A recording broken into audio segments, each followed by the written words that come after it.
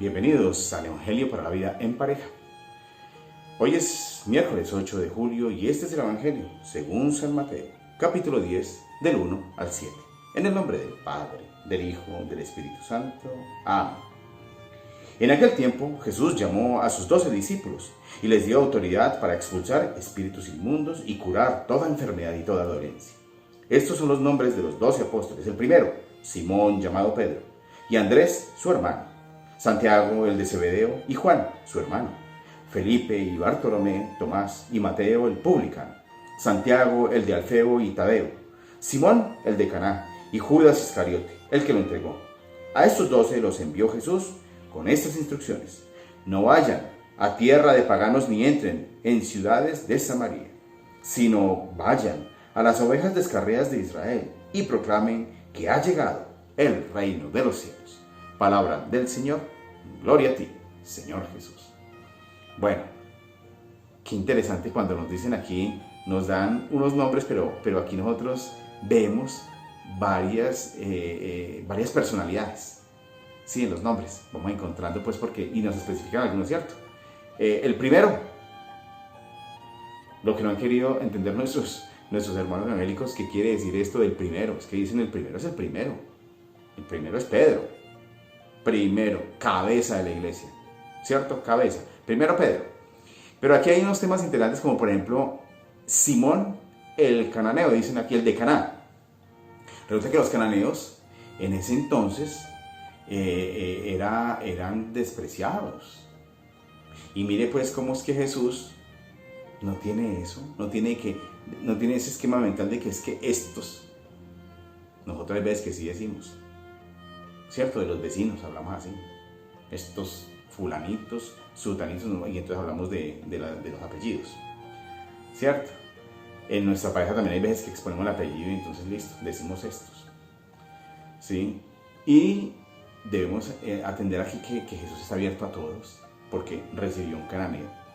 Sí, por si fuera poco, Simón el celote, imagínate, había sido rebelde, sí, guerrillero, había sido eso, y sin embargo Jesús lo recibió. Es un tema muy interesante para entender, ¿no? Expone también obviamente el traidor, como quien dice, pasan en nuestra fe los que nos traicionan, personas de fe que hacen lo inadecuado. Dice aquí que los mandó los 12. Ustedes se imaginan Judas, ¿a cuánta gente no sanó? Judas Iscariote, el que después lo traicionó, el que dice acá que lo traicionó, pero ¿a cuánta gente no sanó? O sea, el Señor le ha dado el ministerio, la potestad, ¿sí? Les dio a ellos potestad para esto, dice aquí el Evangelio, y entonces mire pues cómo lo traicionó. Cierto que es importante cómo es que nosotros ves que recibimos de Dios potestades, recibimos poder, fuerza y traicionamos a los nuestros. Nos portamos mal con infidelidad, por ejemplo. Nos portamos mal con la agresividad, con el maltrato, por ejemplo. ¿Cierto? Entonces mire cómo es que estos nombres tienen y cobran sentido entonces que está queriéndonos decir el Evangelio dándonos aquí una serie de nombres. Nos está diciendo con nuestro nombre propio, a ver qué es. De pronto es que somos los rebeldes como Celote, pero que después como Simón, pero que después vivió un arrepentimiento y un proyecto con Dios. Qué bonito que fuera así, ¿cierto? Pero también nos dice de que no, también recibieron unos potestad como Judas Iscariote, que después traiciona. Es que podemos estar ahí, ¿cierto? Muy hermoso esto. Especial, cómo es que tiene que ser. Y otra cosa también, y es que Jesús sí, obviamente en ese entonces advertía, porque es que Jesús vino primero al pueblo que tenía que llegar, que era el pueblo de Israel.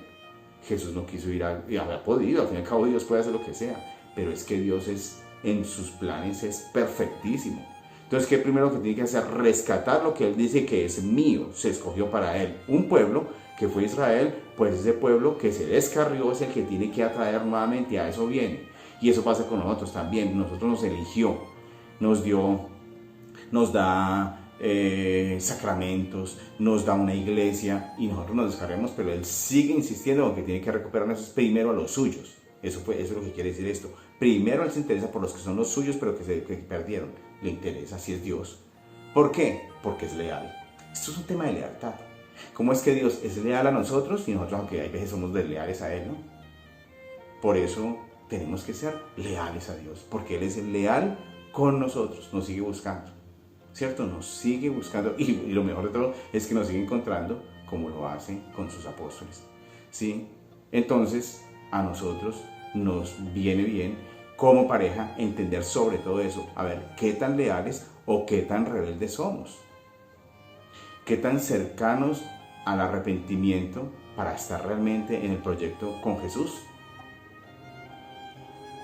y que realmente podemos llevar el reino de Dios, porque a eso los mandó los apóstoles, a que anunciaran ese reino de Dios, ¿cierto?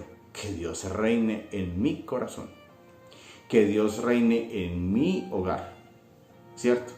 Y que nos quite toda enfermedad y dolencia, sobre todo las dolencias morales, psicológicas, espirituales. Eso es el ministerio que quiere Dios con nosotros para que tengamos hogares en amor, hogares de paz, matrimonios armoniosos, equilibrados. Es para atenderlo, ¿cierto? Y nos pone más encima a sus apóstoles, su sacerdocio, sus sacramentos que nos ayudan precisamente a todo esto para que nosotros tengamos hogares hermosos. La gloria es al Padre, al Hijo, al Espíritu Santo.